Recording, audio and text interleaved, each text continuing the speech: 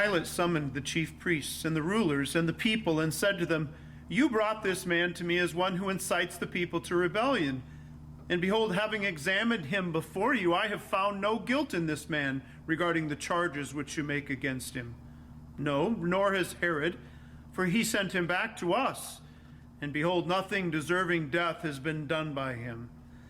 Therefore I will punish him and release him." Now he was obliged to release to them at the feast one prisoner.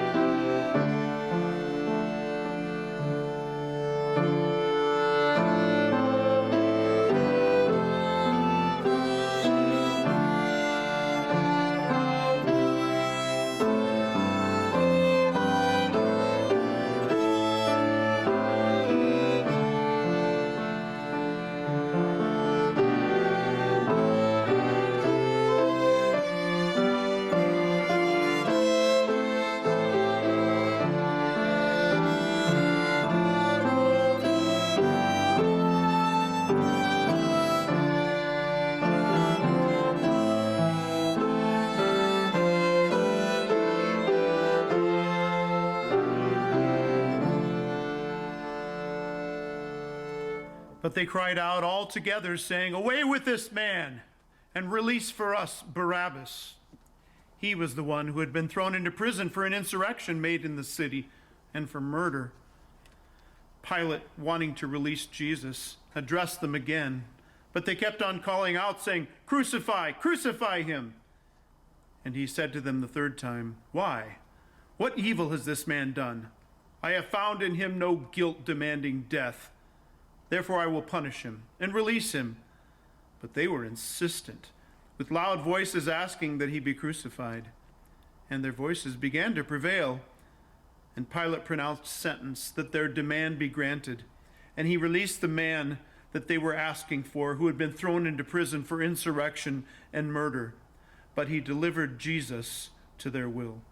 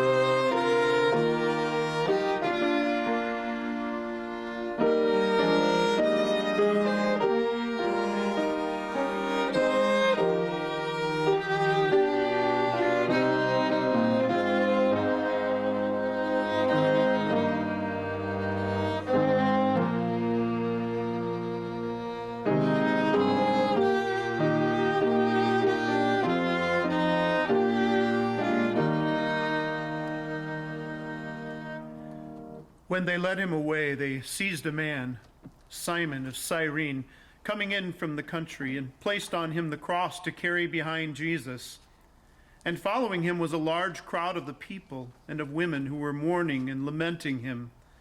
But Jesus, turning to them, said, "Daughters of Jerusalem, stop weeping for me, but weep for yourselves and for your children. For behold, the days are coming when they will say, 'Blessed are the barren, and the wombs that never bore, and the breasts that never nursed.' Then they will begin to say to the mountains, 'Fall on us,' and to the hills, 'Cover us.'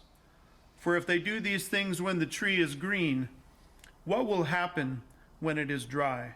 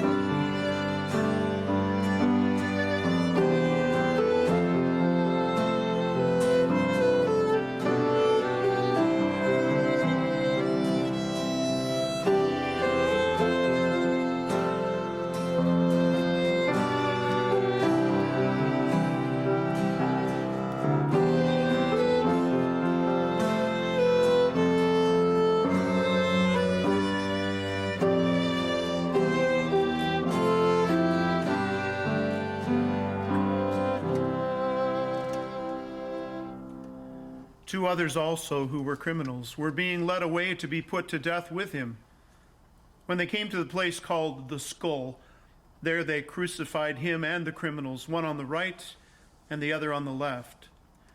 But Jesus was saying, "Father, forgive them, for they do not know what they are doing." And they cast lots, dividing up his garments among themselves. And the people stood by, looking on. And even the rulers were sneering at him, saying, "He saved others, let him save himself, if this is the Christ of God, his chosen one." The soldiers also mocked him, coming up to him, offering him sour wine, and saying, "If you are the king of the Jews, save yourself." Now there was also an inscription above him, "This is the King of the Jews." One of the criminals who were hanged there was hurling abuse at him, saying, "Are you not the Christ? Save yourself and us." But the other answered, and rebuking him, said, "Do you not even fear God, since you are under the same sentence of condemnation? And we indeed are suffering justly, for we are receiving what we deserve for our deeds. But this man has done nothing wrong." And he was saying, "Jesus, remember me when you come in your kingdom." And he said to him, "Truly I say to you, today you shall be with me in paradise."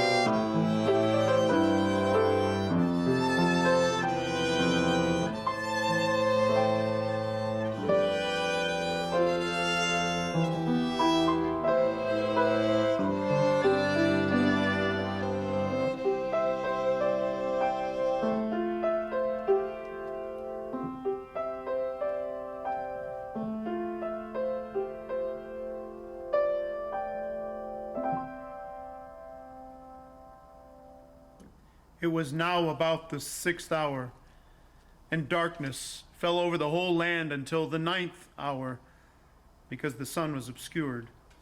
And the veil of the temple was torn in two, and Jesus, crying out with a loud voice, said, "Father, into your hands I commit my spirit." Having said this, he breathed his last. Now when the centurion saw what had happened, he began praising God, saying, "Certainly this man was innocent." And all the crowds who came together for this spectacle, when they observed what had happened, began to return, beating their breasts. And all his acquaintances and the women who accompanied him from Galilee were standing at a distance seeing these things. And a man named Joseph, who was a member of the council, a good and righteous man, he had not consented to their plan and action, a man from Arimathea, a city of the Jews, who was waiting for the kingdom of God. This man went to Pilate and asked for the body of Jesus. And he took it down and wrapped it in a linen cloth and laid him in a tomb cut into the rock where no one had ever lain. It was the preparation day, and the Sabbath was about to begin. Now the women who had come with him out of Galilee followed and saw the tomb and how his body was laid. Then they returned and prepared spices and perfumes, and on the Sabbath day they rested according to the commandment.